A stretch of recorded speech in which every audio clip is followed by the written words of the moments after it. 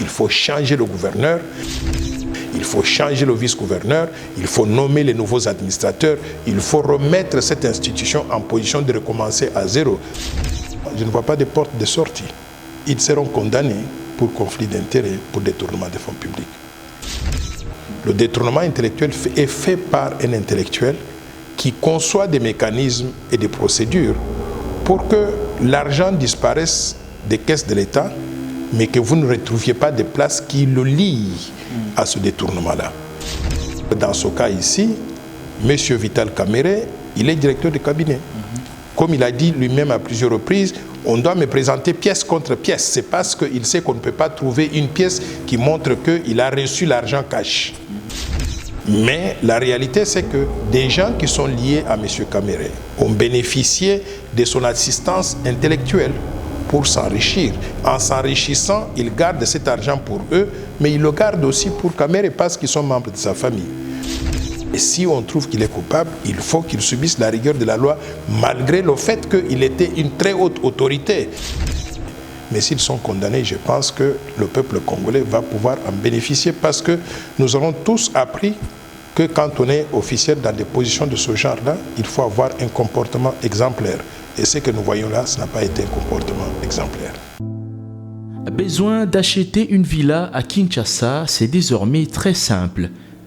Contactez Notariat Conseil et Assistance Noka, spécialisé en gestion des patrimoines.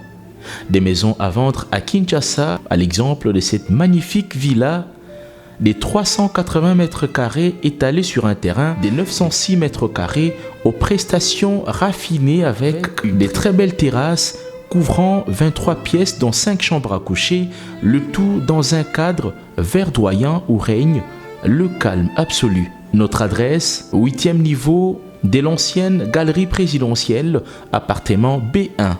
Téléphone, plus 243 91 042 68 18 ou nous écrire sur WhatsApp 0032 48 68 12 626.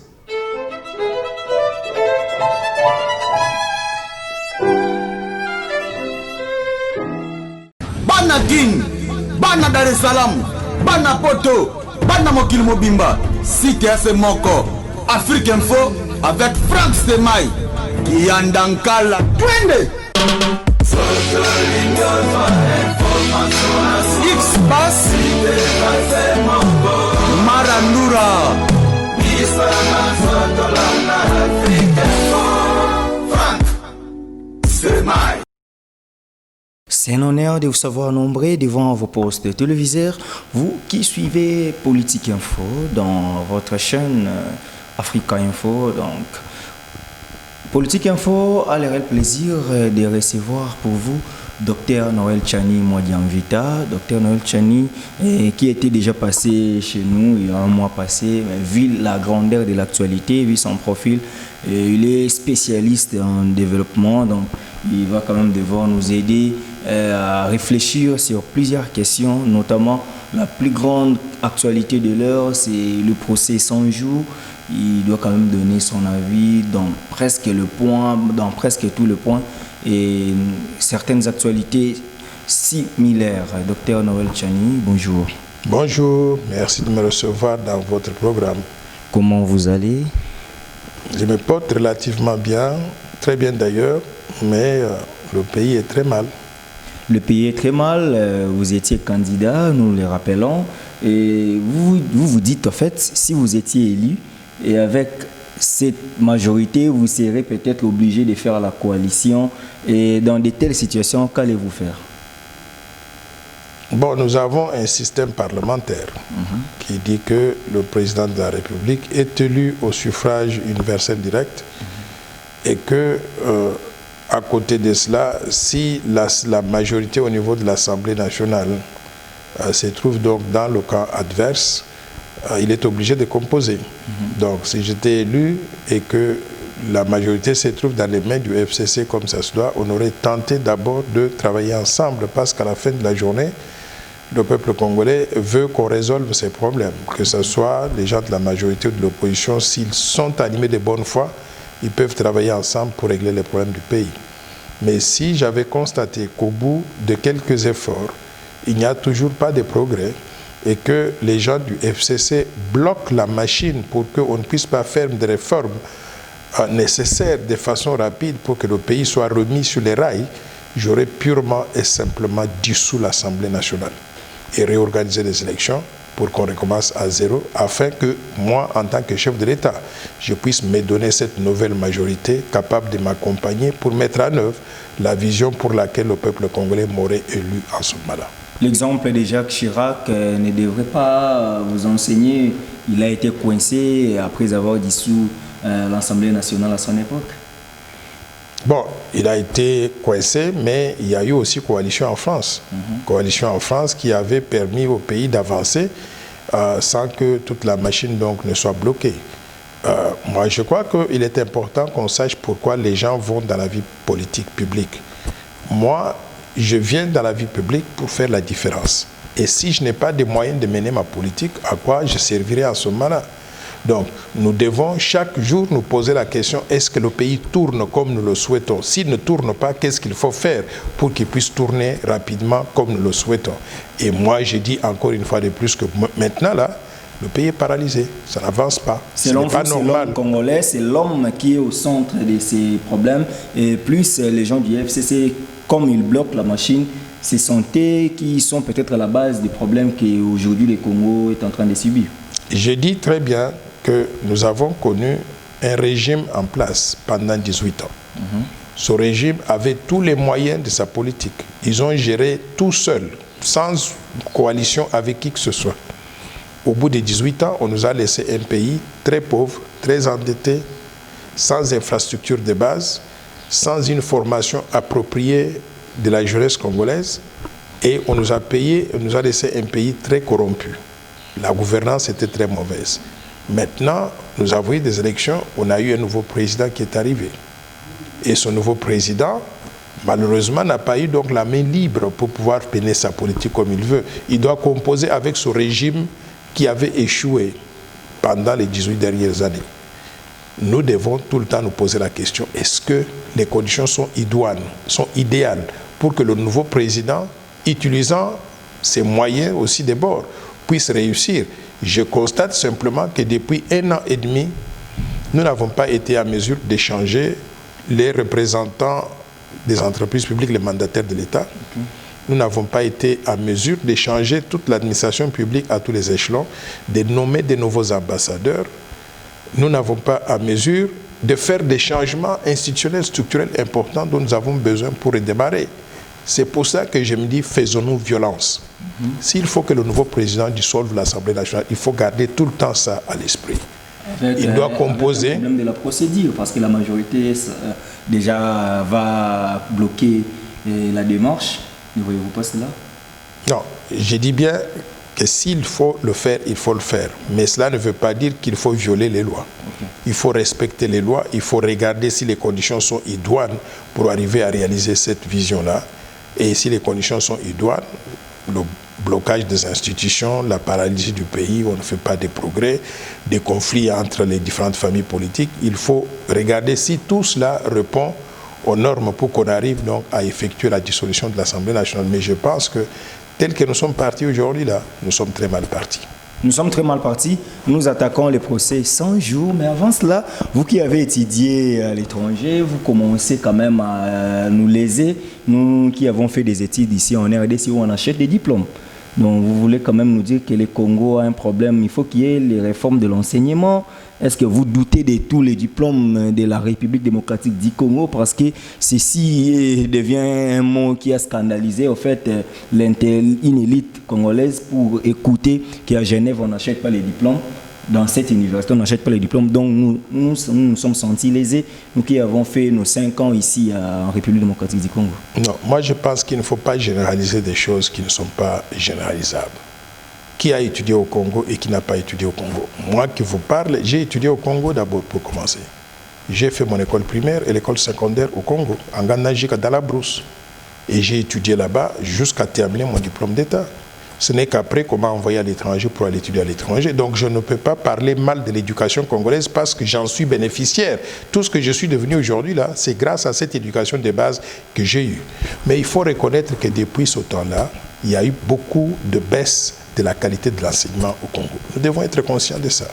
Et nous devons aussi être conscients que maintenant à Kinshasa, beaucoup d'autorités ou les officiels que vous connaissez, certains d'entre eux ont acheté des diplômes. Combien on n'a pas entendu parler de ce doctorat-là qui n'a pas suivi les règles, la procédure, on a déclaré quelqu'un et il passe à la télévision, il s'appelle docteur, alors qu'on sait très bien que son doctorat n'a pas suivi les règles, il ne remplit pas les critères pour être docteur. Ça, c'est un secret de polichinelle. C'est lorsque le conseiller Marcelin Bibomba a mentionné cela, nous devons prendre cela comme étant un défi à relever. Défi à relever pour que nous puissions réformer l'enseignement, l'éducation, pour remettre toutes les écoles, toutes les universités à niveau, afin que l'enfant congolais qui sort de ces universités-là soit quelqu'un de valeur, qui va non seulement travailler pour lui, mais qui va travailler pour le développement de la RDC. Nous voulons que les compétences congolaises soient équivalentes aux compétences qui viennent des universités étrangères. Il ne faut pas s'offusquer. Si on ne peut pas dénoncer le mal, on est complice. Et moi, je pense que Marcelin Bibomba a très bien fait de mettre cette question sur la table. Organisons-nous maintenant, avec ce défi-là, de restructurer l'enseignement pour que nous puissions avoir donc des hommes et des femmes de qualité capables de développer la RDC au profit de tous. Voilà, nous entrons maintenant directement une lecture. Vous êtes docteur, vous êtes spécialiste, les seuls d'ailleurs en République du Congo en matière de développement. Faites-nous une lecture, étant quelqu'un qui a la vision grande pour ces pays, de ces procès 100 jours. Depuis que nous avions connu des procès en direct, lors de l'interrogatoire, comment nous appelons ça. Donc, pendant tous ces temps-là, qu'est-ce que vous avez remarqué? Quelle est votre lecture pendant les moments de l'instruction dans les procès 100 jours? Moi, je considère que ce procès est très bienvenu en ce moment-ci dans notre pays.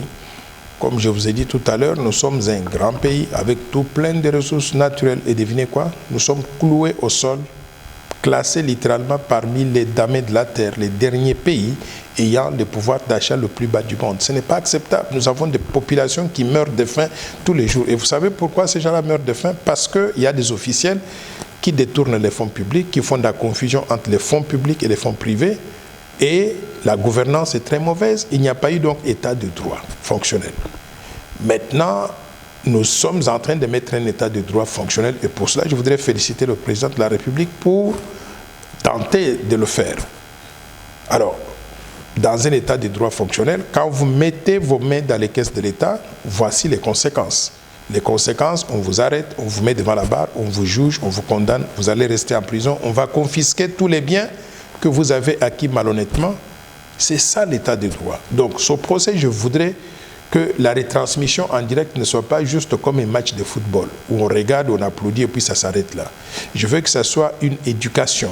Éducation pour tout le peuple congolais, pour que les gens voient directement d'eux-mêmes, voici les conséquences. Si vous avez un certain comportement, vous vous donnez à certaines antivaleurs dans notre société qui bloquent le développement du pays. Donc moi, je veux la transparence, mais je veux aussi que Vital Kamerhe et son copain, M. Jamal, qu'on leur donne la présomption d'innocence. Et on leur a donné cette présomption-là.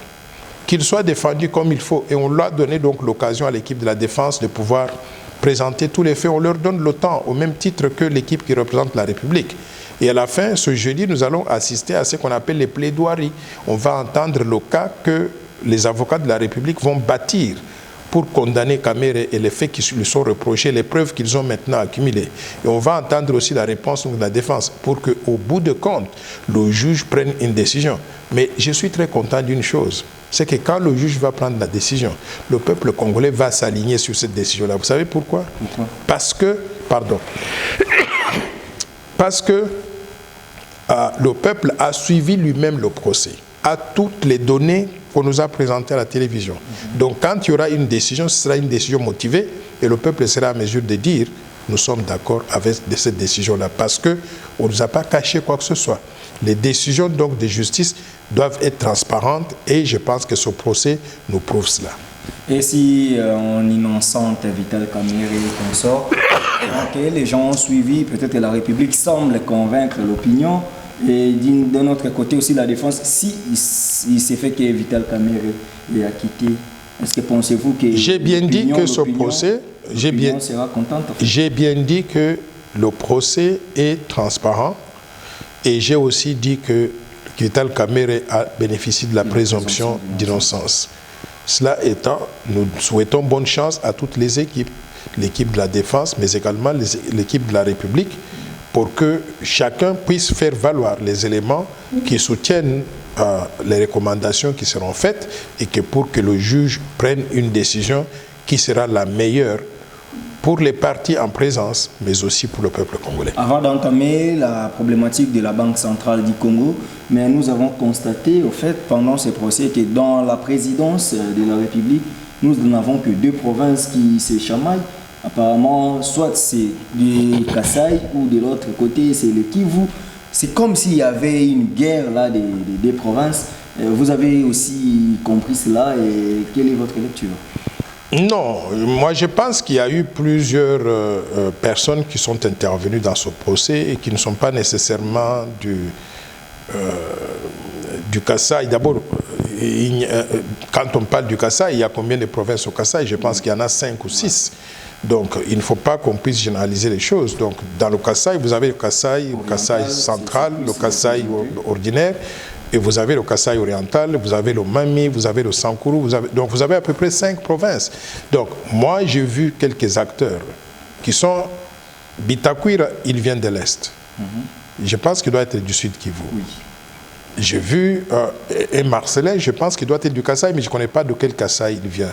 J'ai vu l'avocat de la République, l'excellent avocat la Koko, Kayudi ou Kayudi Misama. Kayudi.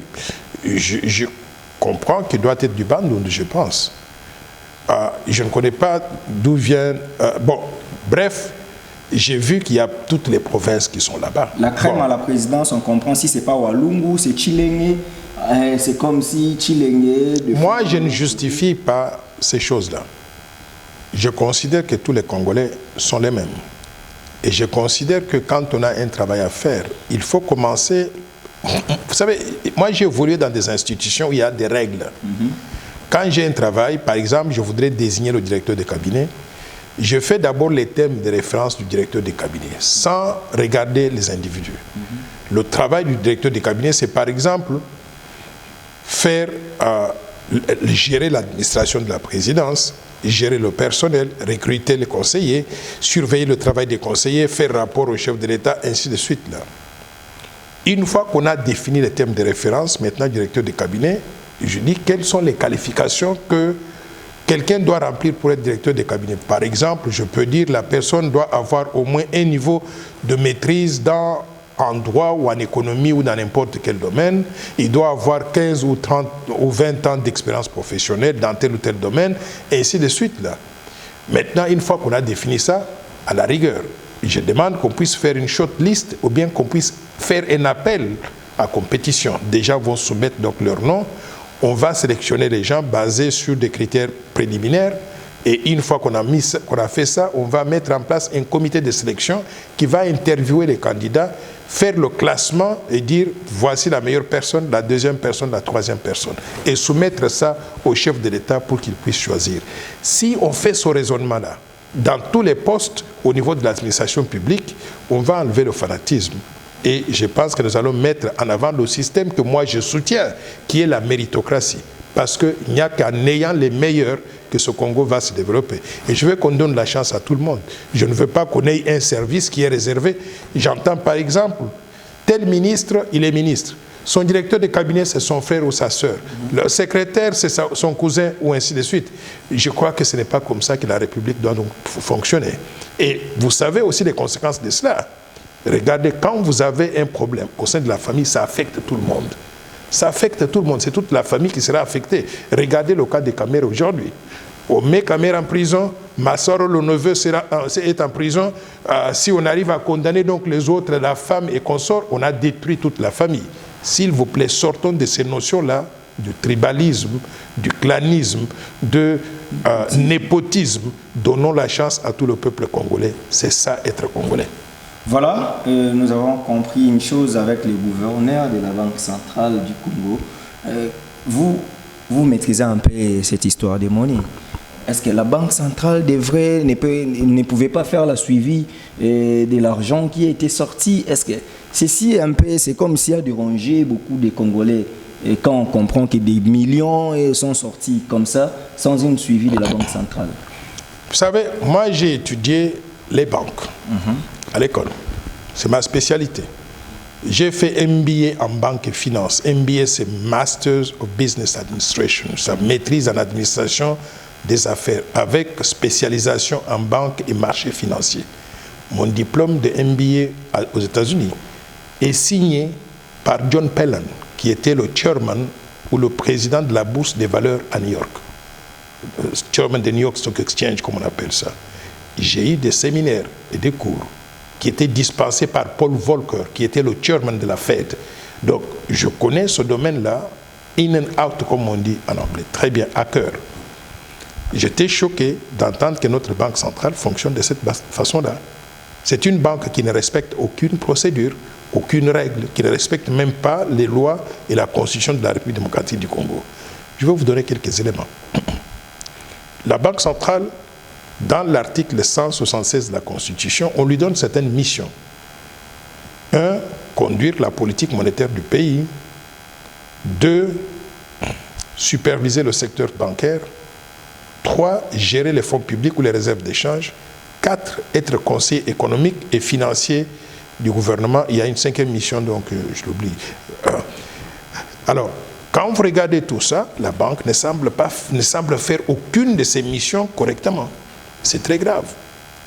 Et on continue dans ces missions-là qui sont données à la Banque centrale. On dit, dans la réalisation de ces missions, la banque est autonome et jouit de l'autonomie de gestion, de l'indépendance. Mais c'est la première fois que je vois une banque centrale qui viole elle-même sa propre indépendance. Par exemple, elle va devenir membre du comité de supervision des projets de 100 jours. Vous ne pouvez pas faire partie de supervision des projets de 100 jours et être indépendant à l'égard du gouvernement. Elle a violé l'indépendance de la Banque centrale. 2. La réglementation d'échange. Dans son article 5, elle dit que quand on a un paiement à faire en devises étrangères, pour un montant d'au moins $10 000, ça doit être fait par virement bancaire. Ici, nous parlons donc des virements de 57 millions de dollars ou de 1 320 000 $ qu'on a payé donc cash. Mais comment est-ce que vous payez ces choses-là cash alors que la réglementation bancaire ne vous permet pas donc de le faire? Et quand vous faites le transfert bancaire de 57 millions de dollars qui vont de la Banque centrale pour aller donc à Ecobank, la Banque centrale est tenue au terme de l'article 5 de la réglementation d'échange de s'assurer que la transaction s'est bien dénouée. On dit bien très clairement ceci. On dit les autorités compétentes de la banque doivent s'assurer du bon dénouement de la transaction. Ça veut dire quoi? Ça veut dire que la Banque centrale, non seulement elle fait le transfert des fonds à l'extérieur à la Robank, elle doit faire le suivi pour savoir que les fonds sont arrivés à destination. Mais dans ce cas, les fonds sont interceptés à la Robank et la Banque centrale dit que ce n'est pas son travail d'aller vérifier. Si elle ne vérifie pas, qui va le faire pour la République alors? Et ça, ce sont des fonds publics. Moi, je crois que la Banque centrale du Congo a failli à sa mission. Elle a violé la réglementation d'échange et les autorités de la Banque centrale doivent être tenues responsables de leur comportement qui frise la complicité, sinon la complicité dans les détournements des fonds publics, sinon l'incompétence. Déjà, nous avions remarqué que hormis le gouverneur de la Banque centrale a un problème de conseil d'administration. Il faudra refaire ça rapidement, il faut qu'il y ait des nominations. Quelle est la procédure en fait pour organiser l'administration de la Banque centrale du Congo? La Banque centrale, elle est gérée par un gouverneur, au terme de l'ancienne loi sur la Banque centrale, assistée d'un vice-gouverneur, mais au terme de la nouvelle loi qui est en vigueur depuis 2019, le gouverneur doit être assisté par un premier vice-gouverneur et un deuxième vice-gouverneur. Ça, c'est la haute direction de la banque. Maintenant, en plus de la haute direction, les activités de la banque sont supervisées par ce qu'on appelle le conseil d'administration. On y ajoute au gouverneur, au premier vice-gouverneur, au deuxième vice-gouverneur, on y ajoute les administrateurs. Toutes ces personnes sont nommées par le chef de l'État. Bien sûr, après consultation avec les ministres des Finances, avec le Premier ministre, il y a même des gens qui sont proposés par des organes tels que le gouverneur de la Banque centrale lui-même, mais également par l'AFEC pour représenter le secteur privé et consorts. Mais il faut que ces gens-là soient des personnes expertes. Une banque centrale, ce n'est pas du n'importe quoi. Il faut qu'on désigne des gens qui sont capables de parler politique monétaire, de concevoir la politique monétaire, la politique d'échange et la mettre en œuvre. Nous avons eu une banque centrale qui était gérée n'importe comment jusqu'à présent. Conséquence, en 1998, on avait $1 égal à 1 franc congolais, 1,3 francs congolais. Aujourd'hui, nous avons $1 égal à 1900 francs congolais. La monnaie a perdu sa valeur 175 000 fois. Mais c'est très grave. On a tué le peuple congolais. L'élément principal de paupérisation de la population, c'est la monnaie congolaise. Donc, essayons de pouvoir redonner à cette institution importante dans notre pays la valeur qui lui revient en mettant l'homme qu'il faut à la place qu'il faut pour qu'on fasse le travail afin de préserver le pouvoir d'achat de la population. Donc, mais la procédure, c'est que toutes ces autorités-là, les administrateurs et la haute direction de la Banque centrale sont nommés par le président de la République. Et je voudrais qu'on en profite pour dire ceci. À ce stade ici, les autorités de la banque ont tellement perdu crédibilité qu'il n'y a rien à faire pour les sauver. Il faut changer le gouverneur, il faut changer le vice-gouverneur, il faut nommer les nouveaux administrateurs, il faut remettre cette institution en position de recommencer à zéro. Si on ne le fait pas, le peuple congolais ne va pas trouver son compte dans la bonne gestion de l'économie, dans la bonne gestion des réserves d'échange, dans la bonne gestion des fonds de l'État. Voilà, c'est grâce au procès 100 jours que nous avons compris tout cela, comment l'administration publique fonctionne. Docteur Noël Tchani, aujourd'hui, nous avons compris qu'il y a eu des choses que la République reproche à certains prévenus. On comprend qu'ils travaillaient. Nous prenons le cas de témoin qui était venu décharger Vital Kamerhe, M. Daniel Changaloumé. On comprend qu'il était fonctionnaire au ministère, il travaille à la SONAS, mais la République lui acquise d'avoir des immeubles à Gombe, ça et là.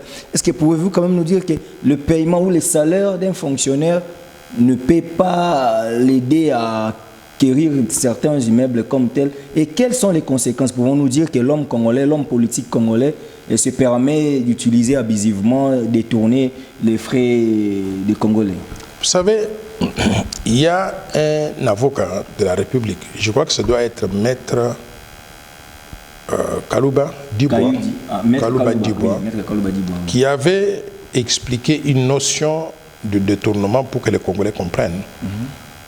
Beaucoup de gens ici ne peuvent pas comprendre, mais moi qui ai travaillé à New York, qui ai vécu à New York dans les marchés financiers, où il y a eu des gens tels que Murdoch qui étaient arrêtés, jugés, condamnés, mis en prison, je comprends exactement ce qu'il a voulu expliquer. Il a fait la distinction entre un détournement financier et un détournement intellectuel. Le détournement financier consiste pour quelqu'un, un officiel du gouvernement, à mettre sa main dans la caisse de fonds que vous avez à gérer. Vous aviez $1 million dans la caisse, vous avez pris $1 million, ça a disparu et vous allez mettre ces $1 million dans votre compte personnel. Quand on vient pour investiguer, on regarde que le compte de l'État n'a plus $1 million, mais on regarde votre compte, on trouve que vous avez maintenant $1 de plus. Donc vous avez détournement, c'est un détournement financier facile à prouver. Cela est différent de ce qu'on appelle le détournement intellectuel. Le détournement intellectuel est fait par un intellectuel qui conçoit des mécanismes et des procédures pour que l'argent disparaisse des caisses de l'État, mais que vous ne retrouviez pas de place qui le lient à ce détournement-là. Par exemple, dans ce cas ici, M. Vital Kamerhe, il est directeur de cabinet. Comme il a dit lui-même à plusieurs reprises, on doit me présenter pièce contre pièce. C'est parce qu'il sait qu'on ne peut pas trouver une pièce qui montre qu'il a reçu l'argent cash.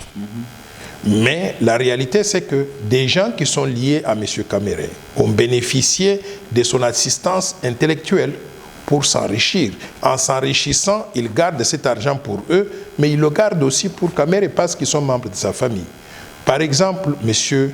Massaro, qui est un petit agent à la SONAS. Je ne connais pas la grille des salaires à la SONAS, mais je prends un exemple, à supposer qu'il gagne $2000 par an, par mois. Est-ce que c'est avec $2000 par mois qu'il peut s'acheter, comme ce que j'ai vu sur Internet, d'abord une maison de $300 000 cash, mais une autre maison de $1 million cash, ou bien une autre maison de $650 000 cash, et tout ça en l'espace de quelques mois depuis que son oncle est devenu directeur de cabinet, ou son grand cousin est devenu directeur de cabinet du chef de l'État. C'est très clair qu'il y a eu une manigance quelque part qui permette aux membres de la famille des Kamere de s'enrichir sur le dos de l'État. On peut poser la même question de toutes ces parcelles-là qui se distribuent. Vous croyez qu'on peut avoir une femme, parce que vous vous êtes marié, vous avez $800 000, donc des cadeaux en cash, 30 000 euros, et ainsi de suite. Mais il faut se poser la question, dans un tel environnement, pourquoi il reçoit tous ces cadeaux-là, si c'est vrai? Si c'est vrai et il reçoit ces cadeaux, il faut se poser la question, les cadeaux ont été donnés par qui? Connaissez la liste de tous ceux qui ont donné des cadeaux et vous allez trouver que parmi ces gens-là, vous trouverez des gens comme les Jamal, qui ont donné des cadeaux avec l'idée de pouvoir bénéficier des contrats indirectement et s'enrichir aussi. Donc, c'est ça le sens donc, du détournement intellectuel. Pardon. Moi, je souhaite simplement que les juges fassent leur travail, qu'on nous présente le cas très clairement. Si Vital Kamere est innocent, il n'y a personne qui lui en veut personnellement. Qu'il soit libéré et que nous allons tous applaudir. Il aura bénéficié de la présomption d'innocence, il aura prouvé qu'il était innocent jusqu'au bout. Mais s'il a fait ces choses-là et qu'on détermine que soit lui a bénéficié de sa position pour s'enrichir, soit aussi il a enrichi les membres de sa famille, et en ce moment-là, il y a eu conflit d'intérêts, bon, il faudra qu'il puisse subir la rigueur de la loi. La République peut confisquer le bien de la famille de Vital Kamere, ce que la famille possède? Mais évidemment, si on arrive donc à déterminer qu'il a acquis ces biens-là en détournant les fonds publics, il y aura non seulement la condamnation, autant d'années de prison, il y aura aussi des sanctions financières qui impliquent la récupération de ce qui a été détourné des caisses de l'État. Et la récupération, s'il a cet argent dans des comptes, on va saisir les comptes. Mais si l'argent n'est pas dans les comptes, a été investi dans des immeubles et consorts, on va saisir les immeubles et les vendre aux enchères pour permettre à la République donc d'entrer donc dans ses droits. C'est tout à fait normal. Ok, mais Jamal pense que les gens sont jaloux de lui. Il a 82 ans, il jure de ne pas détourner. Il a reçu les 55 millions. Il a commandé 1500 maisons préfabriquées. Mais pourquoi c'est Jamal qui est accusé? Pourquoi on veut faire montrer aux gens, c'est comme si c'est Jamal qui est le grand escroc? Ça, je ne vous accuse pas. Je dis l'opinion. Je pense que c'est une jalousie au chef des Congolais contre lui. Il a passé combien d'années au Congo? 50 ans au Congo, n'est-ce pas? Et 50 ans au Congo, il a découvert la jalousie seulement pendant ce procès.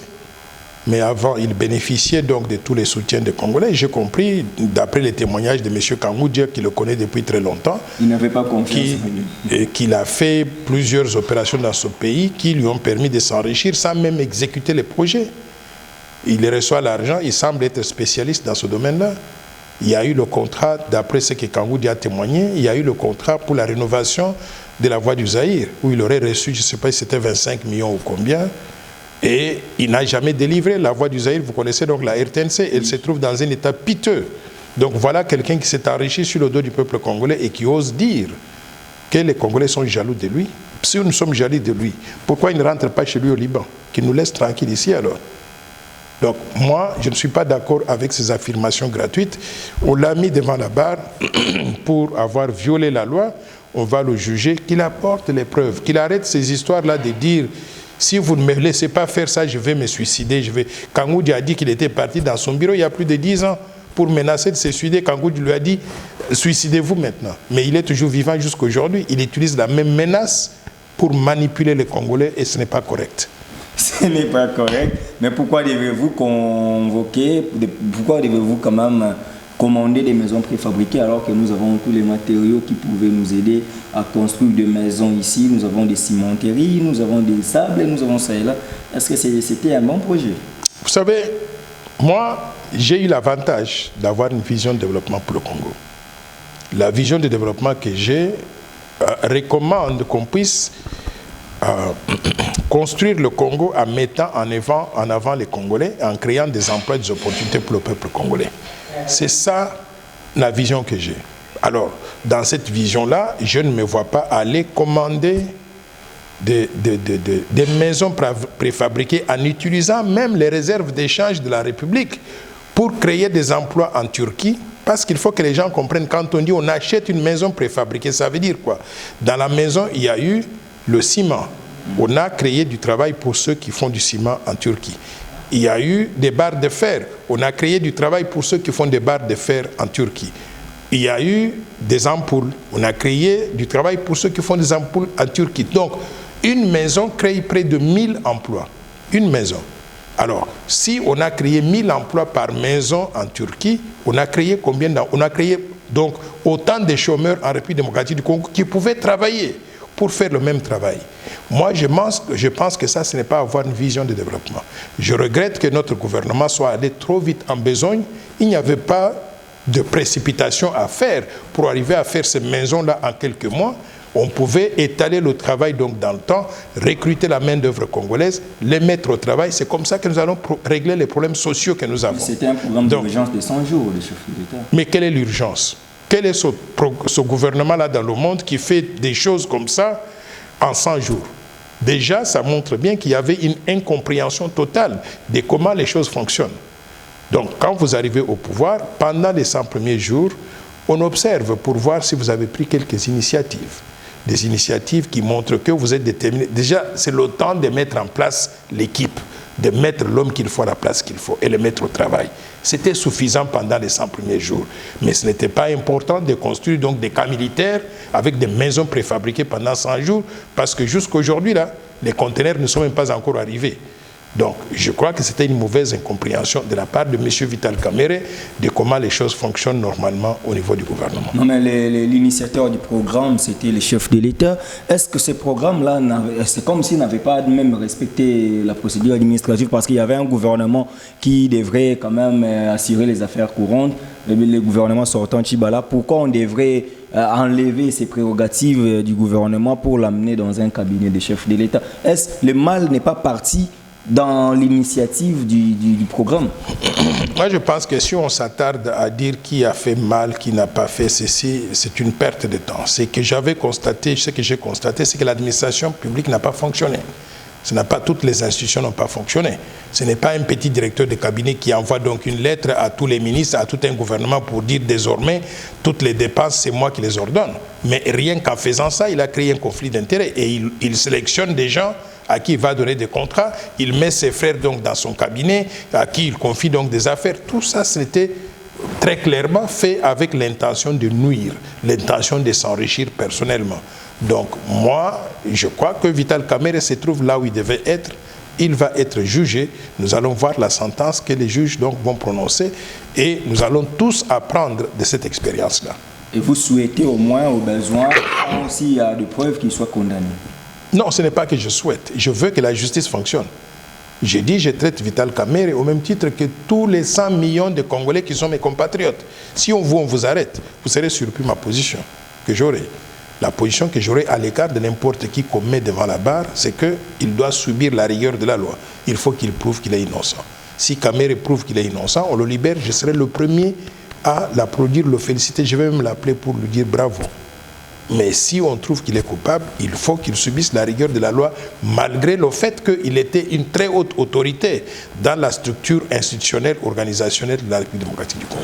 Voilà, et je demanderai à ce que vous l'appelez aussi pour compatir ne fût-ce qu'avec lui pendant qu'il est en détention, pendant qu'il joue encore de la présomption d'innocence. Voilà, changeons de chapitre pour chuter, j'ai des questions. Vous êtes un leader dans ces pays. Après la destitution de Jean-Marc Abound, jusqu'à preuve du contraire, l'IDPS n'est pas en mesure de donner un candidat qui doit remplacer Jean-Marc Abound à ses postes. Quelle est votre lecture? Ce n'est pas vrai que l'UDPS n'est pas en mesure. L'UDPS est en mesure de remplacer Jean-Marc Kaboun parce que moi j'ai toujours considéré que nous sommes 100 millions de Congolais. Si un Congolais ne peut pas faire le travail pour une raison ou une autre, on le remplace. Et on le remplace le jour suivant sans beaucoup de peine donc à la tête. Je conseille aujourd'hui à l'UDPS de ne pas perdre ce poste stratégique-là. De ne pas dire c'est Jean-Marc Kaboun ou rien. Ce poste-là n'était pas fait pour Jean-Marc Kaboun simplement. Je conseille à l'UDPS de regarder parmi les députés UDPS. J'en ai parlé avec 2 ou 3 ce matin. Et j'ai compris qu'ils sont en train donc de faire le processus de sélection interne. Qu'on choisisse les meilleurs parmi eux. Pardon. Qu'on choisisse les meilleurs parmi eux et qu'on puisse mettre cette personne-là en position donc de devenir premier vice-président de l'Assemblée nationale. Je crois que le pays sera bien servi. Le parti sera bien servi, le peuple congolais sera bien servi. Ça ne sert à rien de faire la politique de la chaise vide, de dire c'est tel ou rien. Non, si tel n'est plus là, qu'on le remplace. Déjà, le mot d'ordre des secrétaires généraux n'a pas été respecté parce qu'il y a plusieurs candidats qui se sont annoncés quand déjà le secrétaire général Kabouya avait dit que l'UDPS n'est pas prête de donner un nom ou sur une liste. De l'autre côté, le professeur Mbata déjà avait contredit. Cette guerre-là, est-ce que c'est comme s'il y a une crise qu'eux-mêmes ne veulent pas accepter qu'il y ait une crise au sein du parti présidentiel? Je ne vais pas entrer donc dans ces querelles des personnes. Je vous ai donné mon point de vue, mon conseil. Je répète, je conseille à l'UDPS de choisir quelqu'un d'autre pour remplacer Jean-Marc Kaboun en tant que premier vice-président de l'Assemblée nationale. Ça ne sert à rien de faire la politique de la chaise vide parce que cette politique-là ne paye pas. Si vous n'occupez pas ce poste, quelqu'un d'autre va l'occuper qui n'est pas de l'UDPS et vous ne serez pas représenté. Donc, je conseille fortement à l'UDPS de faire un retour en arrière, de regarder parmi les députés que l'UDPS a à l'Assemblée nationale, de choisir la meilleure personne possible et de mettre cette personne en ballottage pour le vote en tant que premier vice-président de l'Assemblée nationale et de faire élire cette personne-là. Voilà, nous sommes arrivés à la fin de cette émission, mais nous rappelons une dernière question. Si Jamal pouvait faire une donation à M. Massaro et qu'on confirme que c'était une donation, est-ce que c'est une preuve d'une mafia ou la bonne foi peut faire que vous me donnez un immeuble parce que vous avez vu que je vous ai rendu beaucoup de services? Vous savez, les histoires de conflits d'intérêts sont à prendre très au sérieux. Quand vous êtes un officiel, je répète, vous ne devez pas vous-même bénéficier des gens à qui vous avez donné des contrats ou faire bénéficier des choses aux membres de familles provenant des gens à qui vous avez donné des contrats. C'est ça le principe. Est-ce que Jamal a reçu un contrat de la part des Caméré? La réponse est oui. Est-ce que Massaro était membre de la famille des Caméré? La réponse est oui. Massaro n'a pas le droit de recevoir des cadeaux de la part de Jamal. Un point, un trait. S'il a reçu ces contrats-là, ou s'il a reçu donc ces cadeaux-là, des parcelles, ou il a donné des parcelles donc à Soraya, qui est la fille, la belle-fille des Caméré, c'est un conflit d'intérêts. Il faut qu'on soit très clair et très strict. C'est le nom qui était venu en sa tête ce jour-là, puisqu'il était pressé. Moi, je ne crois pas que l'Esprit Saint fonctionne simplement donc dans des conditions comme ça. L'Esprit Saint qui inspire les gens à donner le nom de telle personne, ben, il aurait pu donner aussi le nom d'une pauvre dame qui se trouve à Massina, qui n'a pas de maison pour abriter donc sa famille. Non, il a juste dit Soraya Mpiana. Il n'avait même pas son identité. Bon, laissons aux juges l'occasion de juger cela. Mais moi, je ne vois pas de porte de sortie. Ils seront condamnés pour conflit d'intérêts, pour détournement des fonds publics. C'était votre dernier mot? Ou vous avez quelque chose à dire? C'est par là que nous chutons. Non, moi je voudrais simplement donc souhaiter bonne chance à tous ceux qui sont impliqués dans ce processus. Je sais que ce sont des moments difficiles pour eux, pour leur famille. Je voudrais qu'on leur donne, comme je l'ai dit, la présomption d'innocence, qu'ils puissent avoir tous les moyens possibles pour se justifier, pour donner des preuves de leur position. Et à la fin de la journée, s'ils sont innocents, ils seront innocentés. Mais s'ils sont condamnés, je pense que le peuple congolais va pouvoir en bénéficier parce que nous avons tous appris que quand on est officiel dans des positions de ce genre-là, il faut avoir un comportement exemplaire. Et ce que nous voyons là, ce n'a pas été un comportement exemplaire. une pensée pieuse au juge Raphaël Yanni qui était empoisonné après les résultats de l'autopsie. Vous avez quand même été choqué de voir ce juge-là être empoisonné comme ça après ces rapports d'autopsie que nous avons? J'étais très malheureux, très touché, très choqué, et je me suis mis à la place de sa famille. Voilà quelqu'un qui travaillait pour la République, très modeste, et qui fait son travail et qui sort de là 2 jours après, donc il est mort. Je crois que ce n'est pas congolais ce comportement d'empoisonner les gens à gauche, à droite. Là. Ce n'est pas congolais, je ne sais pas d'où c'est venu cette histoire-là. Donc je voudrais présenter encore une fois de plus mes condoléances à son épouse, à sa famille, au peuple congolais, parce que nous avons perdu un très haut cadre pour notre République. Quand une famille est affectée, c'est toutes nos familles qui sont affectées. Et je souhaiterais demander à notre gouvernement, à notre pays, de ne pas oublier les enfants de ce monsieur et son épouse, de faire tout pour pouvoir les prendre en charge et les mettre en position où ils vont continuer donc à vivre sans sentir cette perte, cette grosse perte qu'ils ont enregistrée donc au niveau de cette famille-là. Merci. C'était la dernière parole du Dr Noël Tchani dans le cadre de ces numéros de l'émission. Merci de votre disponibilité. Merci à vous, fidèles téléspectateurs d'Africa Info. C'est par ici que nous bouclons complètement ces numéros du magazine Politique Info. Vous et moi, nous allons nous retrouver très prochainement pour un nouveau numéro. D'ici là, portez-vous bien, chers messieurs. Bye. Merci. Au suivant. Besoin d'acheter une villa à Kinshasa, c'est désormais très simple. Contactez Notariat Conseil et Assistance Noka, spécialisé en gestion des patrimoines. Des maisons à vendre à Kinshasa, à l'exemple de cette magnifique villa des 380 mètres carrés étalée sur un terrain des 906 mètres carrés aux prestations raffinées avec des très belles terrasses couvrant 23 pièces dont 5 chambres à coucher, le tout dans un cadre verdoyant où règne le calme absolu. Notre adresse, 8e niveau de l'ancienne galerie présidentielle, appartement B1. Téléphone, plus 243 91 042 68 18 ou nous écrire sur WhatsApp 0032 48 68 12 626.